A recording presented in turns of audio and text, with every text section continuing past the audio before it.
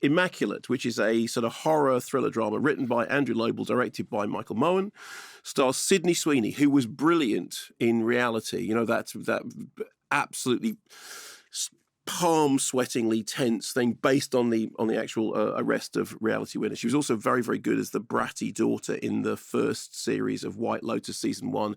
If you're listening, Jason, hello to Jason.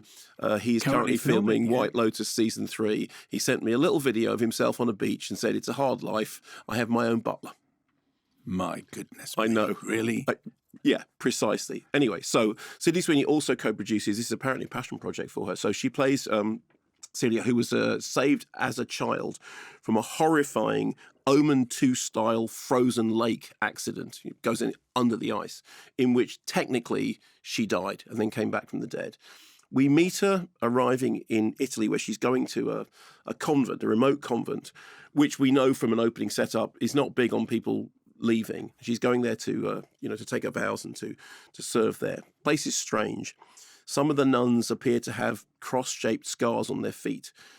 They have a collection of relics in the basement, which they insist includes a nail from the crucifixion. Huge, great big nail from the crucifixion. You know, there are many relics around the world. They insist this is that. Then one day she discovers that she is pregnant, and she is called to answer herself. Have you ever been intimate with a man? No. It's a miracle. Here's the trailer. I know God saved me for a reason, but I guess I'm still searching for what that reason is. Too much blood of Christ. It's a miracle. You are with child.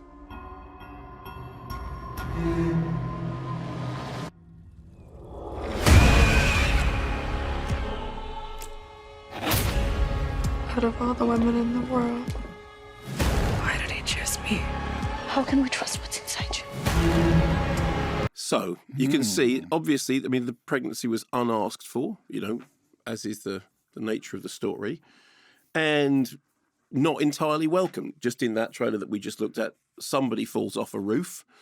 Again, or jumps, who knows? Precisely. Again, very omen-y. Some of the nuns start to treat her as the new Madonna. Others are more hostile and react altogether more aggressively. Worse still, her health starts to deteriorate. At one point, one of her back teeth falls out. But the people the men running the institution, they won't let her go to a hospital. No, you're safer here. You're safer here. You don't want to go there. Hospitals have got disease in them. And it's almost as if she's become a prisoner. And the only thing they care about is her womb and the fruit of her womb. So it starts off unimposingly as a kind of nungeering style, so it's a horror movie set in a convent and there's quite bang. And it's like, okay, fine, I'm not particularly interested in that because we have done this enough. Then it starts to turn into something altogether more creepy as the plot kicks in. And it becomes this sort of weirdly timely kind of inversion of Rosemary's Baby, in which someone comes to believe that everyone around them is part of a vast conspiracy in which they are merely a useful vessel for something that is utterly out of their control. And then it starts to get really interesting, and I have to say far more interesting than I expected. Now, pregnancy and horror have long been bedfellows. I mean, the list of horror films that deal with pregnancy, It's Alive. I mean, The Brood to some extent, I suppose, because that's it's the Children of Rage thing. To the Devil a Daughter, Prevenge, the Alice Lowe film. Mother. Yeah, Mother. Yes, of course. Actually, that's a really good example. That should have been the first thing. Well done. In me reviewing a horror. No, but in me reviewing a horror film, you were the person who actually leapt to the most astute comparison. But this really strikes a nerve. How intentional this is, I'm not sure. But if you bear in mind everything that's going on in the US at the moment, with the lunatic fundamentalist Christian, nationalists trying to bring about the apocalypse, and literally people who believe that what they're trying to do is to bring about second coming of Christ so that the apocalypse can happen and then all that can happen. Meanwhile, the far right, in conjunction with those fundamentalist Christians, the assault on reproductive rights, the assault on women's rights, the fact that the whole Trump institution and overturning Roe v. Wade, the whole thing is to do with we control women's bodies, we tell women what they can do, we are going. in the context of all of that, this becomes something that's kind of akin to a modern parable in the way that the best horror touches a contemporary and very, very realistic nerve. It's about creepy religious nuts trying to own a woman's body for their own ends.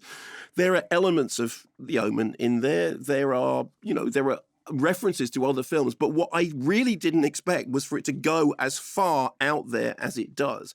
By the end, I was like, wow, I did not sign up for this film at all. I had really not expected it to go the way it went.